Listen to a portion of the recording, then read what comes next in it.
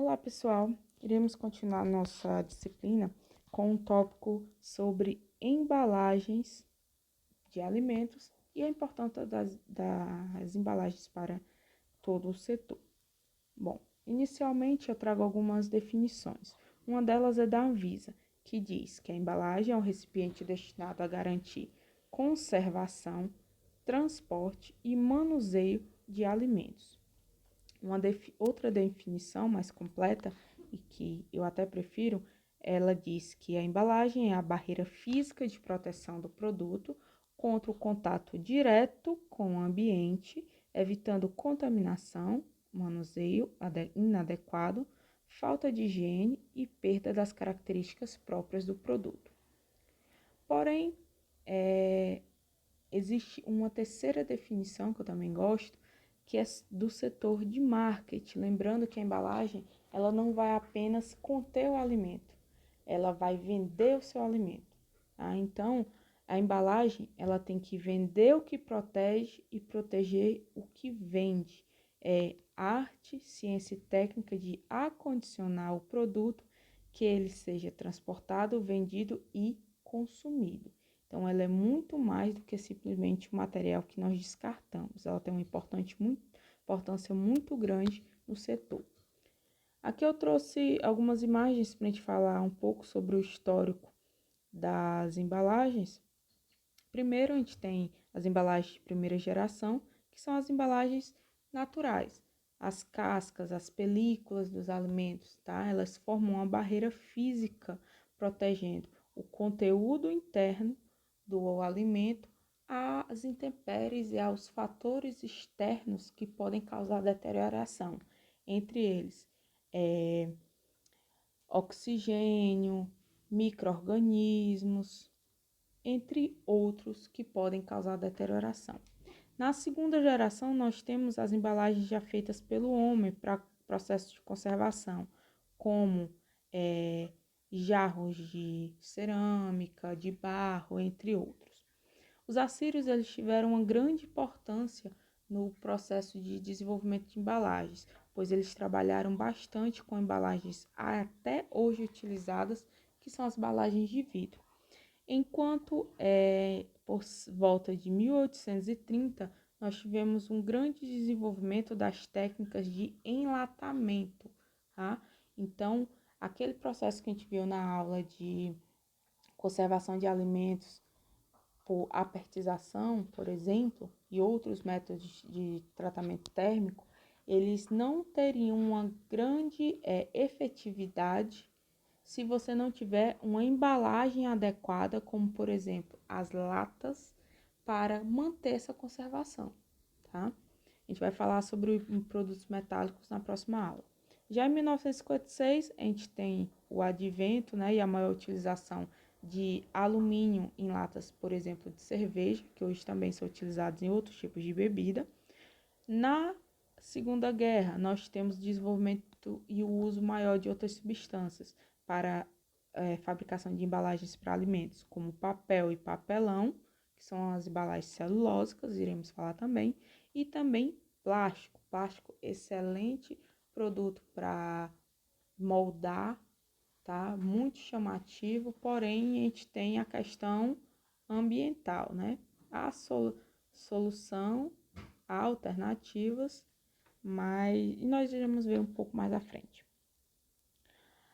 A gente vai falar aqui do que seria o termo acondicionamento. O que é acondicionar? É o ato de colocar o alimento dentro da embalagem de forma correta. De forma correta como?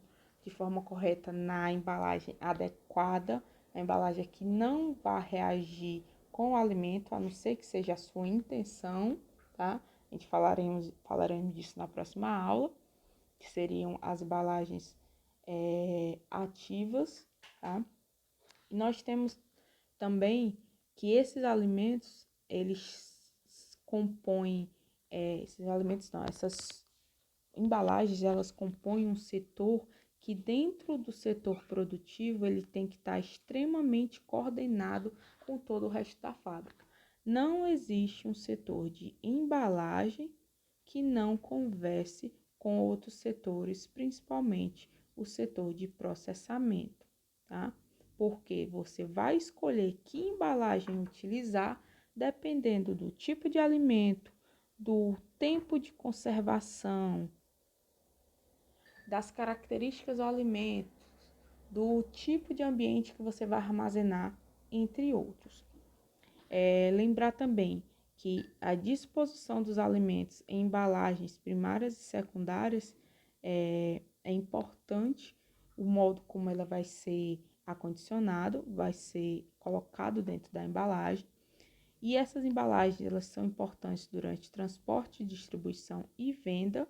E você tem que observar que essas embalagens, elas têm que proporcionar uma redução de perdas do seu produto e auxiliar na ampliação da vida de prateleira dos alimentos. Aqui eu trago uma classificação, tá, das embalagens quanto ao acondicionamento. Nós temos as embalagens primárias, secundárias, terciárias e quaternárias. Alguns autores consideram essas duas como uma única categoria, tá? Mas há situações que nós temos as quatro.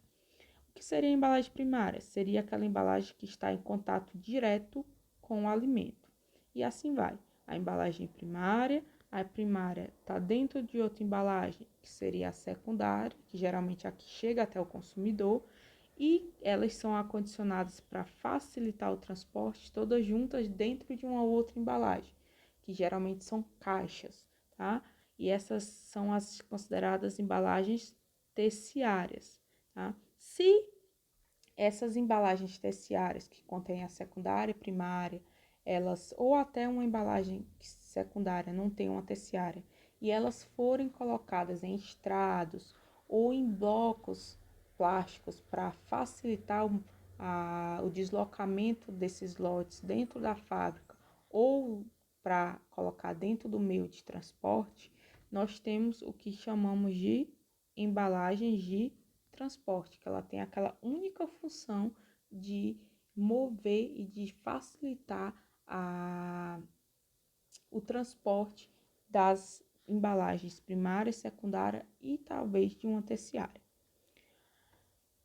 Sobre função, as embalagens elas são muito mais do que um simples material que contém o alimento, tá? E chega até o consumidor. Ela tem as funções de, além de conter, ela protege o alimento de possíveis deteriorantes, ela auxilia no processo de conservação. Não existe processo de conservação bom o suficiente se ele não tiver uma embalagem adequada para manter essa conservação e auxiliar a ampliar esse prazo de validade, por exemplo. Ela também tem a função de informar no sentido de que os rótulos, tá? Nos rótulos nós temos as denominações de venda. O que é a denominação de venda? É o nome bem específico do alimento. Por exemplo, quando você pegar uma embalagem de iogurte, aquele natural tem escrito iogurte, por exemplo, iogurte integral sem adição de açúcares, tá? O iogurte semi-desnatado com polpa de morango. Esse nome bem comprido é o que a gente chama de denominação de venda. Nós também temos peso, nós temos tabela nutricional, lista de ingredientes, fabricantes, entre outras informações que são obrigatórias por lei e outras que são opcionais. Ela também auxilia no processo de venda, tá? Você pode conseguir vender muito mais o seu produto se você tiver uma aparência atrativa ou ela seja prática, ela se venda de forma mais fácil. E também ela tem a função de transportar o alimento. Aqui outra imagem falando sobre os vários pontos que se tem que considerar quando se trata de embalagem. Nós temos fatores estéticos, porque a estética conta e muito para chamar a atenção do consumidor em uma prateleira. Nós temos aspectos técnicos de produção e a função dessa embalagem. Nós temos aspectos em relação à legislação e certificados, todos os materiais utilizados para produzir uma embalagem ou para a tinta que é utilizada para fazer o rótulo ou aquela colazinha que é utilizada para fechar uma caixa, tudo isso, todas essas substâncias, elas têm que passar e serem aprovadas pelo órgão fiscalizador, já que estão em contato com o alimento.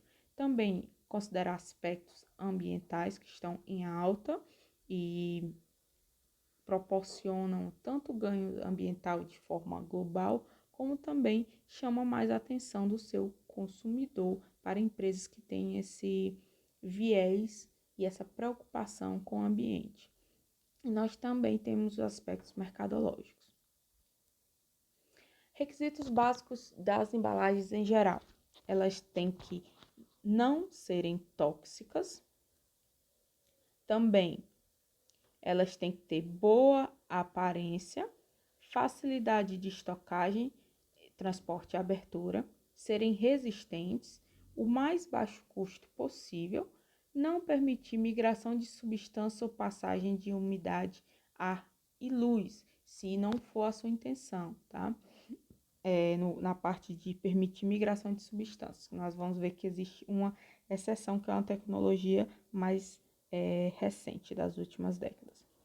Nós temos também as denominadas embalagens especiais. O que são as embalagens especiais? São as embalagens que não são as normalmente utilizadas. São utilizadas em algumas condições, como as embalagens cortesia, família, as encolhedoras, que diminuem de tamanho, as autoclaváveis, que elas suportam pressões e temperaturas mais altas sem quebrar, as que protegem contra o frio, as impermeáveis e as denominadas porções individuais. Por exemplo, o clube social, né? Nós temos a embalagem secundária externa e você abre e tem alguns pacotinhos com porções individuais. E essa embalagem que está porcionando os biscoitos é a embalagem primária, tá? Então, ela é uma embalagem primária especial de porção individual. Aí nós temos alguns requisitos para você desenvolver as embalagens, tá? Então, você pode ou utilizar uma embalagem padrão ou desenvolver uma embalagem específica para o seu produto. Tem que ter sempre um balanço entre o aspecto visual, a conveniência e a praticidade. Tá? Lembrem, por exemplo, da facilidade que é abrir uma lata de sardinha quando tem o anel para puxar a tampa e quando não tem. Ou uma caixinha de leite ou de suco quando tem o rosqueável para você abrir. Tá? Então, isso é praticidade e conveniência. Tá? Lembrar também para que tipo de produto essa embalagem vai ser utilizada. Então, dependendo do tipo de produto e para que objetivo, você utiliza vidro, plástico, papel, tá? Ou metal. As características da embalagem, certo? Lembrar dos custos sempre, tá? Reduzir ao máximo os custos dentro do seu objetivo e da segurança. Fornecer também, ter um fornecedor contínuo daquele material e fazer os testes para ver se ela realmente consegue manter o prazo de validade que o produto tem que ter. Nós temos aqui também algumas relações, por exemplo, a natureza física do alimento, e dele pode ter algumas variações e algumas características que vão determinar que tipo de embalagem você vai usar. As dimensões, qual o formato desse meu produto, ele é grande, pequeno, em pedaço, um bloco sólido e assim vai. Também a qualidade sensorial do alimento, as mudanças químicas que ele pode vir a sofrer, a vida de prateleira que você deseja, entre outros. Então, são muitas características que você tem que considerar quando for produzir uma embalagem específica.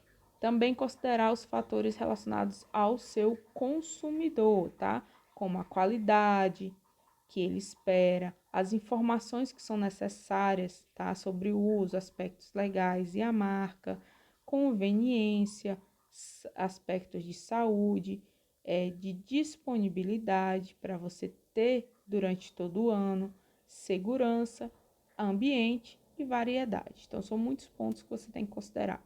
Alguns fatores que influenciam na escolha de uma embalagem, tá? É a finalidade, os requisitos e a vida de prateleira.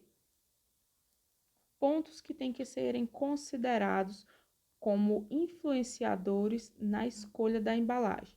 Tanto fatores intrínsecos vêm de interno, então é de dentro do alimento, tá? Então você vai considerar vários aspectos. Quais micro-organismos tem nesse alimento? Qual a acidez e o pH? Qual a atividade de água, a quantidade de água que tem nesse alimento? Você adicionou algum conservante, algum preservante? A interação desse material com a embalagem.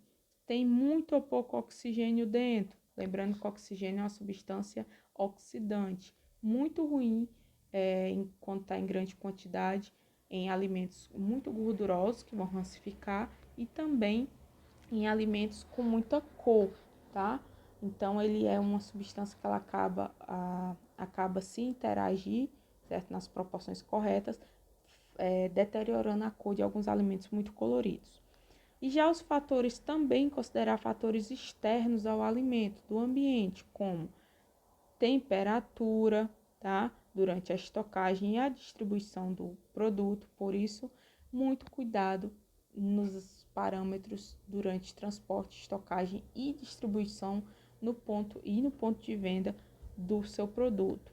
A umidade relativa, a exposição à luz, a manipulação pelo consumidor durante ali o ponto de venda, por exemplo, e em casa, e a composição da atmosfera. Tem muito oxigênio, pouco oxigênio? É uma atmosfera contaminada por micro-organismos ou não é?